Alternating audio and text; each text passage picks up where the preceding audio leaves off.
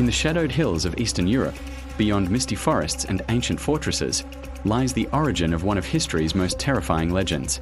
His name was Vlad III, Prince of Wallachia, known to the world as Vlad the Impaler.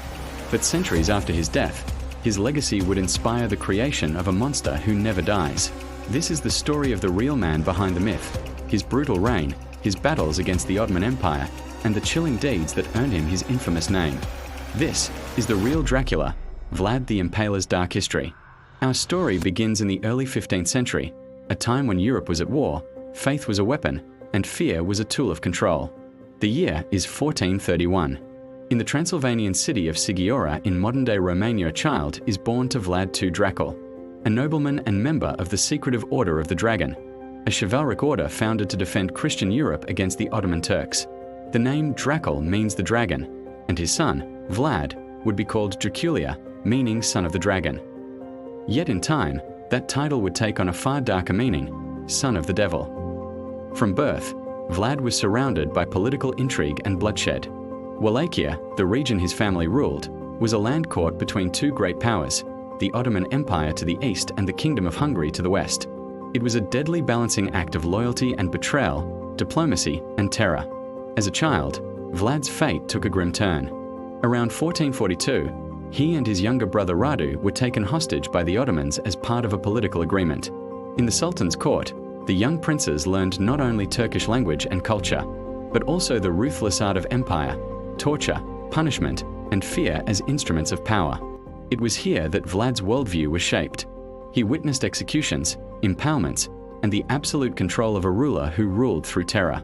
But while his brother Radu grew fond of the Ottomans, even earning the nickname Radu the Handsome, Vlad's heart filled with rage and hatred. He vowed that if he ever returned home, he would reclaim his father's throne and make his enemies tremble.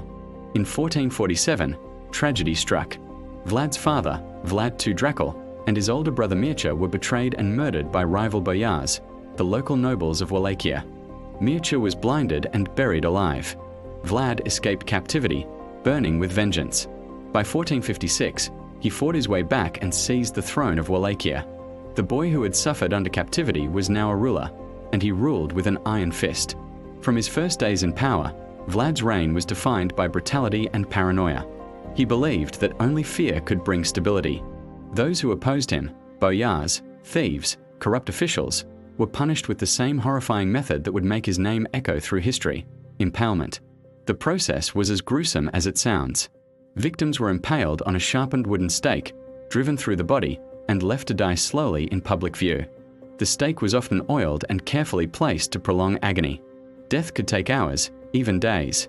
To Vlad, this was justice, a way to strike terror into the hearts of enemies and instill obedience in his people. One of his earliest and most infamous acts came during his revenge on the boyars who had betrayed his family. On Easter Sunday, 1457, he invited the noble families to a grand feast. But as they celebrated, his soldiers surrounded the hall. Vlad accused them of treason and ordered the elders impaled on the spot. The younger nobles and their families were forced to march for miles and build his new fortress, Poenari Castle, high in the Carpathian Mountains, a grim monument to his vengeance. As his power grew, so did his legend. Stories spread across Europe of Vlad's cruelty, but he also gained a reputation as a fierce defender of his land. Wallachia was constantly under threat from the expanding Ottoman Empire, led by Sultan Mehmed II, the conqueror of Constantinople. When the Ottomans demanded tribute, Vlad refused. Instead, he waged a campaign of terror that would shock even the Sultan himself. In 1462, Vlad launched a brutal night attack against the Ottoman forces. His army disguised themselves as Turks and infiltrated the enemy camp, slaughtering thousands. But it was what followed that earned him eternal infamy. As the Sultan advanced deeper into Wallachia, he found a horrifying sight near the town of Targovite, a so-called forest of the Impaled. Tens of thousands of Ottoman prisoners, men, women, and children, had been impaled along the road. The smell of death filled the air. The Sultan, horrified by the sight, is said to have turned back. Vlad's terror had become a weapon of war. Yet, not all saw him as a monster. To many in his land, Vlad was a hero, a ruler who fought against foreign domination and punished the corrupt. He restored order in a region plagued by chaos. Merchants could travel safely, thieves were eradicated, and justice, in his own brutal form, was swift. But to his enemies, he was a bloodthirsty tyrant, a man possessed by demons.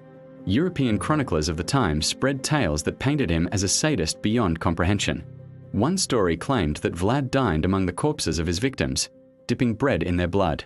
Another told of how he nailed hats to the heads of ambassadors who refused to remove them in his presence.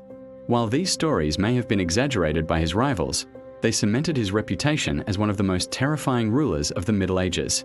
As the years passed, Vlad's fortune shifted. His enemies within Wallachia plotted against him, and the Ottomans sought vengeance. Even his allies in Hungary betrayed him. He was imprisoned for nearly 12 years in a Hungarian dungeon, where he awaited his fate. Yet, he never lost his hunger for power. When released, he reclaimed the throne briefly in 1476, but his final reign was short-lived. That same year, Vlad the Impaler was killed in battle. His body was said to be decapitated, his head sent to the Sultan in Constantinople as proof of his death. His remains were buried, or so the legend says, in the Snagov monastery near Bucharest. But when archaeologists opened the supposed tomb centuries later, they found no body. The final mystery of Vlad the Impaler remained unsolved. But Vlad's death was not the end of his story. Nearly 4 centuries later, his legend would be reborn in an entirely new form, through the pen of an Irish writer named Bram Stoker. In 1897, Stoker published Dracula, a Gothic horror novel about a Transylvanian count who drinks the blood of the living. Stoker never visited Romania, but he drew inspiration from the stories of Vlad III, his cruelty, his castle, and even his name, Dracula. Thus, the blood-soaked prince of Wallachia became the immortal vampire of Western imagination. Since then, the myth of Dracula has taken on a life of its own. From films and books to television and folklore, the Count became a symbol of eternal evil and forbidden desire. Yet behind the fiction lies a deeper truth, a real man whose thirst was not for blood, but for power, revenge, and control. Modern historians still debate who Vlad truly was. Was he a national hero who defended his land against invaders? Or a sadistic tyrant who reveled in cruelty? Perhaps he was both, a reflection of his violent times, when fear was the only law that could rule. Today, his story endures in the crumbling ruins of his castles. Poenari perched high on a mountain cliff, Bran Castle shrouded in mist, and the towns of Targovite and Sighiora, where his legend began. Romanian culture remembers him not as a monster, but as a warrior prince, a man who fought to preserve his nation's freedom at any cost. And yet, when the sun sets over Transylvania, and the wind howls through the Carpathians, the name Vlad Dracula still sends a chill through the night. The real Dracula, not the creature of fangs and shadows, but the prince who wielded terror as his sword, remains one of history's most haunting figures. He lived as a man, ruled as a tyrant, and died as a legend. But in the echoes of history, his story never truly ended. Because the line between man and monster is often thin, and sometimes all it takes is fear and blood to cross it.